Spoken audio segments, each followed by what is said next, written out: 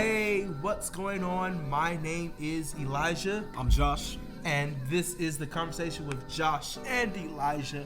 And we want to welcome you all to a special episode with such an amazing guy.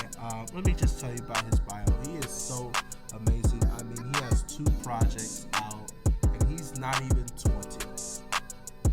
Think about that. He's not even 20 yet. He's got 2 projects out. He is consistent. He is always developing. He has just an amazing life, and I'm so honored that he would accept an invitation to be here. He's the best. He's the best ever. It's love. And so I want to welcome Te'Lin Howell. Welcome to the conversation, Te'Lin. Thank you for having me, man. Yes, I appreciate it. Glad you made it, bro. You know, Yes. Glad we can make this happen. Of course, man. It's been a minute coming. We've been trying to get this man on the show for a grit. Y'all know how busy I be. Yeah, we got you. You know? But I'm really glad we could get you here today. This is a brother, family friend. Go back. Family. He's not 20, but we go back about 20 years. That's how it is. But Facts. That's much, facts, though. Pretty much. That's facts, though. But we got him on the show today to have a raw, honest, relevant, but also creative conversation about music, about art. Pick his brain a little bit about his music process and talk specifically about his music. This is our first artist interview, in a way, here on the show. So we want to promote you a little bit, bro. We want to put you on. For sure. But before we start, I wanna pick your brain a little bit. Elijah don't know I'm gonna do this because he said we need to get right into the content. Just get right into the content. But when you got somebody like Te'Lin on, the way you introduce him isn't just that little intro you gave him. That was great though. That was great. He trying to say it was trash. It's cool though. No. It's cool. So Te'Lin's an R&B hip hop artist. But first of all, how would you describe yourself as an artist? Man, realistically, as an artist, my main focus is on R&B and hip hop, of course. But I mean, coming from a background of being able to play every instrument, coming from a background when I'm able to write and everything, there's a lot of other, genres that I like to get myself into. So I don't really keep myself when it comes to like all types of music. When it comes to production, when it comes to writing, I get into everything else. Yeah. But that's just me as an artist. I feel you as an artist. So with that in mind, if this is too hard to do on the spot, we can expand it. But right now, who would you say? I was gonna say who are your top 5 R&B artists right now? Top 5 but R&B if you want to expand it to just top 5 artists top 5 ever, go for it. Whichever one is easier for you. All right, ever. All right, so we gotta have Mike in there. Okay, all right. This is going to be a qualified listener. We gotta have Mike in there, of course. I mean, the versatility between, just growing up and us watching his growth. You know, Mike's in there. Whitney Houston. Okay. Whitney Houston, crazy vocalist, just an array of songs. From her upbeat stuff to just, 2 legends that we lost too early, of course. In my personal opinion, I love Jay-Z. I think he's one of the best lyricists that I've ever heard. And of course on the other side of that, we gotta have Beyonce on the list. All right. 100%. Beyonce has. This is in no particular order. No particular order. No particular order. Good. No particular order. Okay. You have 4, I think. That's Jay-Z, 4. Beyonce, Whitney, and Mike. That's 4. I'm gonna throw him in here, not necessarily because I think he's that great of a rapper, and I know that's going to get a lot of hate, but Kanye as an artist. Oh, okay. Kanye as an artist is top 5. I agree. Top 5 has to be. I thought you were going to say Drake for a second. Yeah, I would have had a problem if Drake was top 5. Because that's some foolishness Elijah said on season 1. Wow. Oh, no, it's not. No, it's not. I'm pretty sure. Go back and check the tape. Top 5, my favorite artist. Still. That's what the question was, my favorite artist. And he is top 5 my favorite artist. For sure. I mean, he could definitely be top 5 in a favorite artist list. But as far as, I don't know if he's top 5 ever. No, definitely not. Nah, that's not a conversation. Definitely not. That's But not a I conversation agree. to have. I agree. Kanye West. Oh, For such sure. a GOAT. For sure. The whole Donda experience and craze solidified him, in my opinion, as a genius and creative. For sure. For sure. Say what you want. The man's a genius. He is. He's a modern day Mozart. He's a modern Yeah. day, like we are very blessed to have him as far as in our era. Yeah. As an artist. So Yeah. top 5 for Yeah, sure. and it expands beyond just the music, because the cultural impact. Yeah. We're going to be 100%. talking about the way that he revolutionized his field as a businessman, as a creator.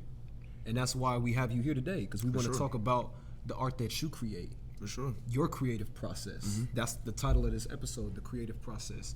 And we want more specifically to speak to the creatives who are listening, even if they're not musicians. Maybe they're poets, maybe they're painters, maybe they do film, maybe they're designers. But we want to talk about art and why it's so important, why we use it, why we choose it. So my first question to you is, was music something that you chose to do? And if so, why did you choose it? Or is it something that you feel like you didn't have a choice in and you always knew you were going to be doing it? You always knew you were going to be pursuing it? For sure. I think it's definitely something that's always been a part of my life. Just as a little background, of course, my dad, he was an international recording artist, so of course he was traveling around the world, touring and everything. My mother can sing, my grandmother can sing. I got brothers and sisters who are all over as far as, playing instruments or dancing or anything of that nature. So I was always around music. It was something that was always a part of my life. But I didn't necessarily know I was good at it, until I started trying to craft myself. I started writing at the age of 9, 10, of course, just trying to put myself out there in that aspect. Then I started producing around the age of 13, and it kind of just made its way from there. But music has always been something that's a part of my life, so I always knew it was something I would always come back to. I've definitely had doubts, 100%. Any artist has always had doubts about their art or about how good they are or about, how passionate they are about it. But I mean, once you get into that space of just being able to understand how it can shape you and how important it is to you, and realize that it's always going to be a part of you. Yeah, it's always going to be a part of you. So I mean, since it was birthed in me, it was something that I could never run away from, even if I tried. Wow. You never could get away from it. Never. But you stuck with it, and that's why it's gotten you to this point, man. And that's the crazy part, man. I remember, so my first project, Sunset West, I released that back in early 2020. Yeah, early 2020. I think it was May. Yep. And realistically, I don't know if many people know, but before that time, I actually considered about quitting music just altogether. I remember that. Yeah, I actually didn't want to do music anymore. I almost sold all my stuff, I was done. And then I just got a creative spark, and that's what kind of birthed my first project. But I for a while, it was just is this something that I even want to really do? But I'm glad I didn't stop. So walk us through that. What was at a point where you were like, man, I'm done with this? Wait, was it just a season? Was it so Kendrick Lamar dropped Mr. Morale and the Big Steppers, and on his album he talks about how he had a drought for 2 years. Couldn't write. He couldn't write. Mm-hmm. And then he talks about the beginning of United in Grief, 1,855 days with nothing going through his head. Right. Was it because you couldn't get anything going, or was it because it just didn't fit what you wanted it to sound like? Because I know creatives, sometimes there's this this is what it needs to sound like, and if it doesn't, this isn't what I need to do. I definitely didn't think it was that, because I always have brain flow. I always have just stuff coming out, whether it be something that I'm really proud of or whether it be something that I'm just okay, we can kind of move on to the next thing. I think the thing for me in that season was kind of just that point in my life. There was just so much frustration. There was so much hurt. There was so much pain because of the stuff that I was actually dealing with. And instead of looking to music to kind of get me out of that space, it kind of led me into a dark space. and I didn't know music could be that for me, that could kind of bring me out. So I was kind of just like, this is something that's not really important to me at the moment. Like, I need to fix my life. Yeah. But what I didn't understand is that music is a life fixer. Like, any type of art, realistically, can help shape your life and help put you in a better position and put you in a better mindset. Yeah. So, you know, at the time, like I said, it was just life that kind of just was beating me up for real. But once I was able to kind of get back to making music, once I was kind of able to write, once I was, you know, back in that creative process on a daily basis, on a consistent basis, then at that point I seen my life transcend and I seen things get better for me. Man, and I think for the people who know you and listen to Sunset West, it's kind of like, for real, like, because Sunset West is kind of a happy EP, you know, like, it's, for sure, you know, cruising, you're enjoying the weather, you know, sunset vibing, like, it's cool. So, like, you wouldn't get that. So, I'm sorry, I hope I'm not hijacking. No, you good. Okay, it's good. All right, bet. Sure. Bet it up. All right, so do you feel like sometimes creatives are forced to create a specific moment for people that at the same time kind of appeals to everyone in their audience? And if you do feel like that, what have you done? Like, have you kind of formulated, okay, this is what my fans like, this is what I'm going to create, or have you been like, forget what they like, this is what I want to do it for me? Yeah, that's a good question. I honestly think that realistically where it comes from is, at first you kind of formulate your sound to what's most popular. Okay. So I know one of my more popular songs, you know, that people love to hear is Call Back. You know, that's something that I just dropped on a, you know, random. I was like the first day. That's a top 5 Te'Lin Howell track. Top 5 Te'Lin Howell track for sure. People love it. And honestly, hot take. That's probably not one of my favorite tracks that I've ever produced. Realistically, yeah. You know, I definitely did my thing on it, and you know, not to be in my own head or anything, but like I definitely performed how I know I could have on that track for sure. But you know, it wasn't something that I was just like, man, like I believe this is like the best thing I've ever created, but people love it. So I'm just like, you know what, I keep giving people what they enjoy, what they love to hear. But I think where the point you kind of reach where you kind of get away from making music for the masses, and you kind of get more toward like, you know, what you want to hear yourself, is when you're more established. So I know for a lot of people, like, they're not able to put out the same music that they're making in the studio every single day, because I'm telling you right now, a lot of the music that you hear on a mainstream level is not the same thing that you would hear in the studio with these dudes. Right. At all. Yeah. At all. So I mean, like, people love to experiment, especially when it comes to art, because it's never ending. Like, there's always something more. There's always another level that you can find. But I mean, you know, you got to keep it cool for your fans. Yeah. You hear me? So like, realistically, at this point, I don't feel like I'm established enough to be able to kind of put myself in that position to be like, all right, well, this is what I want to hear, so this is what I'm gonna put out. Gotcha. And it's a dangerous space, to be brutally honest. It really is. But it's just something that has to be done as far as a business aspect. Yeah. You know.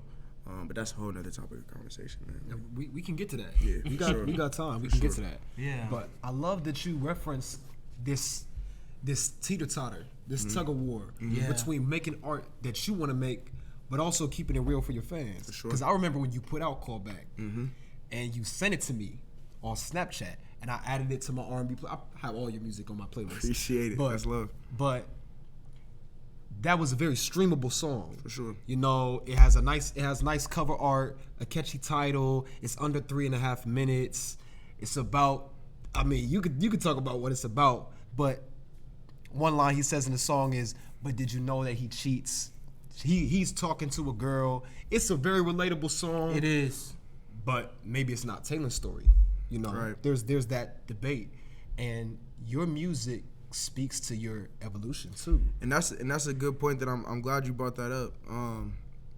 A lot of people are always just like, you know, who are your songs about? Who are you writing about? Yeah. What are you?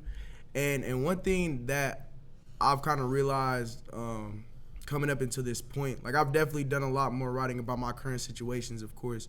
But one thing that I realized about my music prior is that it really wasn't about my current situations. It was about the things that I saw around me. Yeah. You feel me? So it was just like, I kind of just had my own envision or like, you know, just whatever I saw.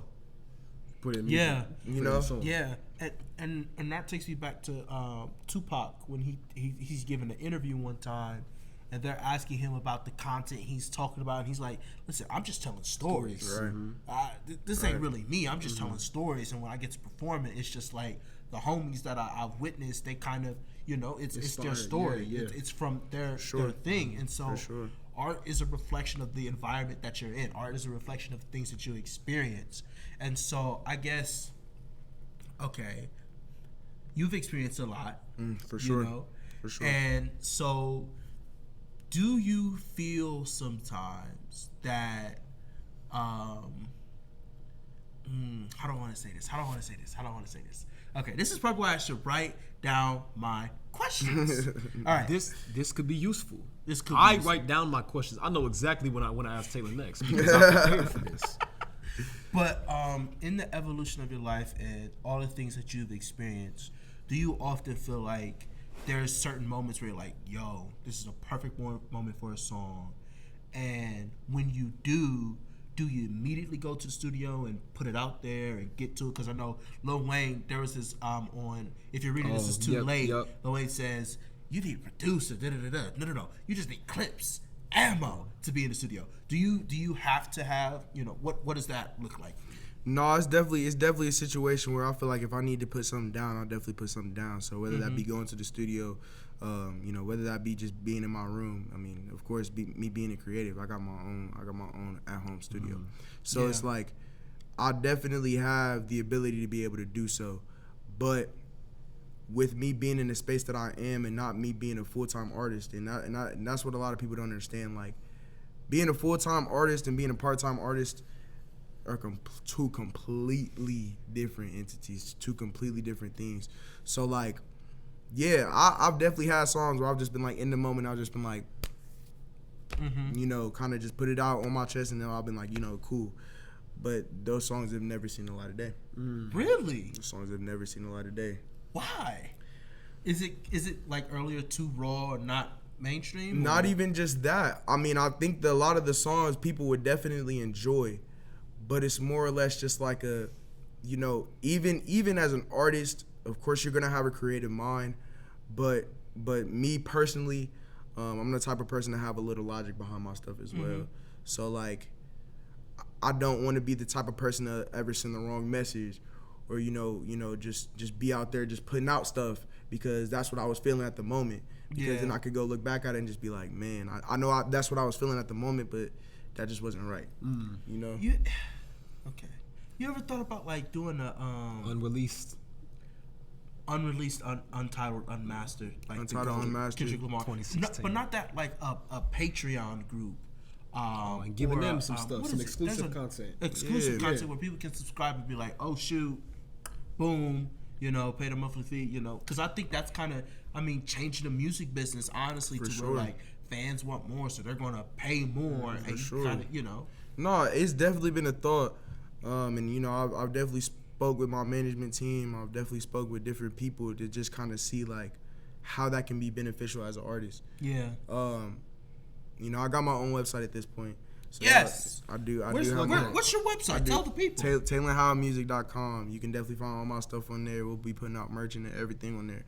You know, shows. I'm gonna keep it DL. I'm not gonna get too much. I'm not gonna get too much right now. But y'all gonna start seeing a lot more information there. But as far as, you know, kind of just doing that untitled, unmastered, raw type of thing and just putting it out there and giving people what they, you know, what I'm feeling at the moment, it's definitely been a thought. It's definitely been a thought. Okay. And it can be something that I execute on in the future, but just not right now. I got some other things cooking. I feel it. Okay. Man. Yeah. Okay. Well, let's talk about the present then. Let's talk about that right now. Right Because now. you and your boy Davis McKinley just put out a project. Yo. The Yeah, LP Behind is the Midnight called Moon. Behind the Midnight Moon. It's It such dropped a in March. vibe, man. Yes. From start to finish, you're really sitting there like, okay, bet. Wait, he did what? Yeah. It's like, I like story albums. Yes, sure. I've always told Te'Lin The that. continuity, like from start to finish. Start to finish, Yeah. give me something I could be like, you know what? Like, it's one of those albums, for me at least, I can't listen to it out of order. It's got to be in No, order. you do. In me. fact, it's very strategic what y'all did, because a lot of the intros to the second or third song are in the same key as the song exactly. before it. Yeah. Like, my favorite track on the album is "Let Go." Yes. But you gotta listen to the song before it. Yeah. For it to to make understand sense. what exactly. Yeah. Oh So my take us goodness. through that creative process a little bit. What was it like making this album? So that's actually a really funny part because as a listener, you would think that probably took so much time as far as instrumentation, and production and vocal. That album took us 2 weeks to make. Are you serious? 2 weeks? That album took us 2 weeks to make. Creatives. My boy came back from New York because he's actually in New York right now. Okay. But my boy came back from New York on winter break, and literally within 2 weeks, it was a matter of getting music videos, content, photo shoots, just being in the studio, kind of being in the, just mixing. Like, all that really took 2 weeks. Now, of course, we definitely had ideas preemptively coming into the studio. Yeah. But like, y'all definitely heard a lot of great songs, but a lot of the songs that we had worked on originally didn't even make the album itself. Man. Okay, so I got a question. We got to vote. What So I'm you hearing have is we got to vote. Okay, so when it comes to the chopping block, I'm gonna call it. What is that like? Because I saw, if you remember in the Temptations movie, Barry Gordy would have his songs, all the songs listened to by the record label, A&R, sure. and all that type of stuff. For sure. So what is it like being in that room and being like, this ain't gonna make it. This is gonna make it. Like, what is that like? Walk us through that. Well, that was the hardest process for us, for real, because all the songs that we had, we enjoyed so much. But it was really just, like you guys said, like, I'm glad you guys listened to the album in order because it's definitely a story. And we just kind of was just like, what are the best decisions that we can make for this to all make sense and be so cohesive? And that's how you got the 10 songs that we had put out. Wow. That's how you got the 10 songs that we put out. Man, But that's so in a dream world, like if you could have put everything together, how many tracks would it have been? 14. 36? see, it would have definitely been a loaded album. It would have definitely been a more loaded album because, I mean, even after the fact of us just working on the stuff that we had already wanted for the album, we had started working on more stuff. So, like, that album could have been 25 songs long. Wow. And it could have all been as cohesive and made sense to the listener. Yeah. But, of course, we had to cut it down. But Dang. Do you have a favorite track? yes, I do. So, my favorite track, in my opinion, is Make or Break. I wouldn't have guessed that. Make or Break, because there was two different sides of that that we kind of showcased. I mean, Davis being he's more of a pop artist, but I mean, if y'all really like listened to what he's put out even before Behind the Midnight Moon, man, it's talented. Man, it's so talented. One of the most talented people I've ever worked with.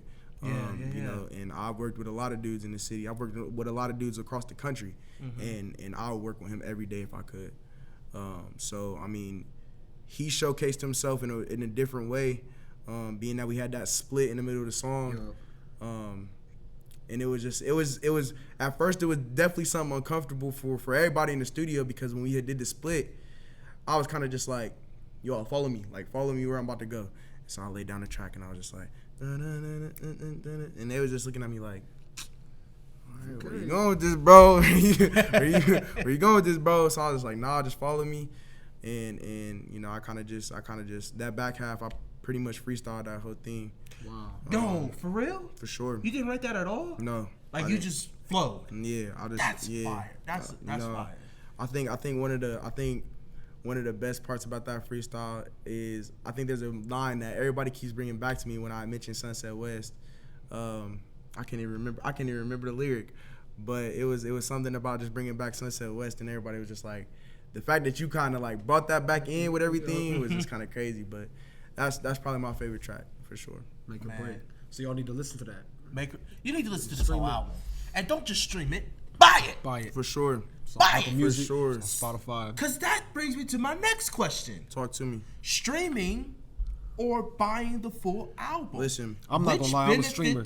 Which benefits the artist more? I mean, I would think buying the album, but then I'd also think streaming it because the more you play it. But like, I mean, listen, I'm gonna say realistically, for an artist of my caliber at this point in my career, it's hard to say which one would actually benefit. wow, okay. Because of the fact that at the end of the day, 95% of that is getting taken by streaming anyways. yeah, 75% of that is getting taken by Spotify. 50% of that is getting taken by Apple or Amazon Music. So I mean, like, that's really the hard part. Because then everybody's just like, well, why don't you release more music? Well, I mean, it takes time and it takes money for me to actually do this stuff and put this stuff out. And then the return is not too large. I'm definitely grateful for everybody that's ever listened to, and I appreciate all y'all for ever listening to anything, streaming, buying, whatever it may be. But it's hard to be able to just be like, yeah, I'm spending so much time in the studio, and then the return on it is not as big as you would think it was. So, That's actually what I kind of want to speak to in our next point. 'Cause this episode is called The Creative Process because we want to know about your process, but also encourage somebody else's. for sure. And I was reminded of a quote. I was trying to look up a lyric too from an NF song. I think it's from 2015. On the intro, maybe it's 2014. He says, "A lot of these artists you think are new have actually been at it for years." For sure. yeah. That's the point he was making. No, I think that's crazy because a lot of people, at this point, I don't know when you guys are about to release this episode, but at this point, Lil Durk is probably one of the hottest rappers out right now. He'll be one of the hottest one releases. For sure. But he's been going at it for 10 years. Tyler, the Creator, one of the hottest artists at this point. He's been going at it for 7 to 8 years. I mean, brought his bros with him, but like these dudes have been doing it for a really long time. Long time. So I mean, Watch the Genius documentary. See how long Kanye had been working prior to the college drop. And nobody was believing in him. Nope. Nobody was giving him the time of day. Shot. But I mean, like, that's realistically what it is. Like, do not give up, because even though it may not be your time right now, like, the output on the other side, when it is actually your time, is gonna be so magnificent. Like, I'm telling you, it's gonna be crazy. It's gonna be crazy. So that's why, back to the original point that we had brought up, just about like giving up. I already know how talented I am. I already know how many people believe in me. I already know that there's a message that I have to get out, within my music. That's very important and very imperative for people to hear. And it would be a disservice for me to stop making music, because I know it can help somebody. And I've heard a lot of people, up until this point, like, your music has literally helped me through so much. So much. So I'm just like, realistically, within my creative process, that's kind of what I think about. More or less, I'm just like, I mean, this album is gonna get plays. It may not get as many as I want, but the right people are gonna hear it. Right. Yeah. So, Okay, that's so good. So we're running out of time, but I got one big question for you. For sure. If you could have a feature with any artist, Who would it be? any artist, dead or alive, who would it be? Dead or alive. But only one? Only one. But here's the thing: the profits from that song, 100% go straight to you. Drake. Drake? I'm doing a song Drake? with Drake. Not Michael. I'm doing a Not song Michael with Drake. Jackson? Wow. I'm doing a song with Drake. And today, Not Tupac. Today? Not Biggie. today, I'm doing a song with Drake. Did you not? Okay. I'm doing a song with Drake. A song with Drake. I'm doing a song with Drake. Okay. He did. It would he blow did- up though. It would. That's what I'm saying. And y'all would mess with Do y'all not together. know Smiley? Come on now. Like, Yeah. That whole song is absolute hot Yeah. garbage. Prada and Gucci don't go together.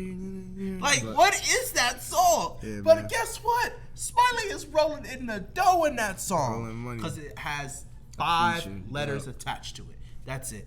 That's facts. But I did That's a want to heavy say point. this, Te'Lin. I just want to say I am so thankful that you continued creating. Yeah, Sure. because we needed it. Sunset West is by far my favorite piece of art from Te'Lin. That The album title was- track, especially. What you need to do is play that in the car with your girl. I'm a living For sure. testament. I'm a living sure. testament. That's a date night song. Courtney sure. likes that song. She does. Really? She does. You know, I just like to say that was Sunset West is one of the first albums I played in my car when I first got it. Hey, it bring back a lot It's of a great memories. It's a car. Oh my gosh, the red, what was it? A Red Kia Lightning. Spectre, Yeah, Red Lightning. Red Lightning, Wow. for Oh sure. my goodness. Wow. Oh my goodness. Yeah, we My going bumper back. used to flap in the wind. nah. It was sunset vibing for real. For sure. But we was in there. Man. But nah, before I jump off this, new single coming out June 3rd. I don't know. Wait, for real? I don't know. Dang. Yeah. Well, this episode will be out. Yeah. All right. But after June 3rd. After So, June 3rd. As of So, this recording. As of this recording, I am dropping a new single called I Don't Know. Okay. I'm not gonna say too much else. You don't know, cause you don't know. No, he does know. I do know, but y'all don't know. Oh, we don't know. I don't know about Te'Lin Howell. It's out now. It's not out as of this recording, but as of the release. But it's release. out now Out because this now. episode is dropping June Out 10th. now, for sure. So it's a week later. Yup. Week So later. listen, That's cool. make sure you stop what you're doing. Go stream it. For sure. Right now. Go stream it Please right do. now. Don't listen to anything else. Go stream it. Te'Lin Howell on all audio platforms. If you got Tidal, Google Play, sure. Spotify, Google Play. or if you have an actual real streaming Somebody got service, it. Apple You're right, somebody Music. got it. Or Spotify. Spotify's not a real streaming service. Anywho, make sure you go listen. Yeah. Te'Lin Howell, TelinHowell.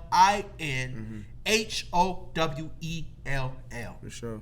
Make sure you go stream. It's sure. probably on the screen right there, but it really depends on how tired I was when I was editing this episode. All right, but I want to close out with a quote. I was actually going to ask you a question. The question was going to be, what's something you wish more people asked you about? But then you told us about your single. Yeah. But the title of this episode comes from... no. Still answer that Yeah, question. yeah, yeah. We still want you to answer the question because actually the title of this episode, The Creative Process, comes from a poem by James Baldwin. Okay. And in the poem, one of my favorite poets, in the poem, he says this opening line that I thought speaks to your creative process. He says, perhaps the primary distinction of the artist is that he must actively cultivate the state which most men necessarily must avoid, the state of being alone. Hey, that's hot. That's hot. And if we got time, we can talk about that a little bit. Oh, you got time. For sure. Okay. Being an artist is a really hard thing to do because while you sitting there creating, while you sitting there doing everything that you're doing as far as production or writing, most of the time you're alone. Most of the time you are sitting by yourself, and most of the time you are having those thoughts of whatever you're going through in that current moment.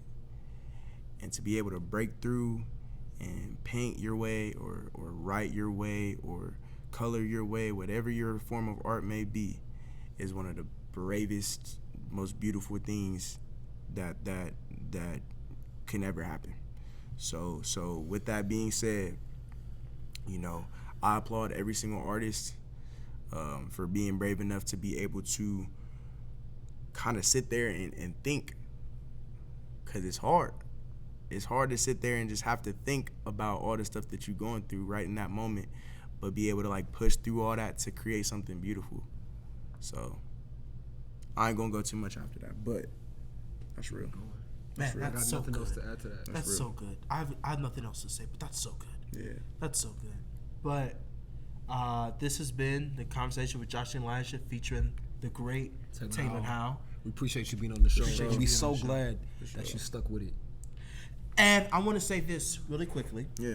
In case you don't know, every single theme song on our Oh, yeah. network, and including ours, has been curated and created By this dude. by this man himself. So when he says he is that guy, He's that best guy. believe he's that guy. So listen, call him up, For sure. email him. What's Call your back. email? Call him back. It'll be at the website that they're gonna go Yo, The visit. website. Which is TaylorHowellMusic.com. Go Right. visit. Ask him, because some of y'all's theme songs are trash. We say that lovingly. So go get a new theme song For from sure. your boy. For sure. Okay. Before we end on that note, shout out to Center Lanes, CL Prez, Khalil, Tyler, V-Lone, Sora, Charles, Amani, all my boys for sure. He's listing the names like he's about to win a Grammy. He's practicing the acceptance speech. I can't wait for that day when he wins a Grammy. For sure. For sure. Nah, I appreciate it. There's so many questions, but we've got to go because I did want to. No. Go for it. No. Okay. We're closing out. Yeah, we are. We can't keep closing out and coming back. We got to close out. Close out. Go ahead. All right. This has been a conversation with Josh. And I'm Elijah. Te'Lin Howell. And remember, a conversation begins And ends with an open ear. We'll see you next time. Peace out. Peace.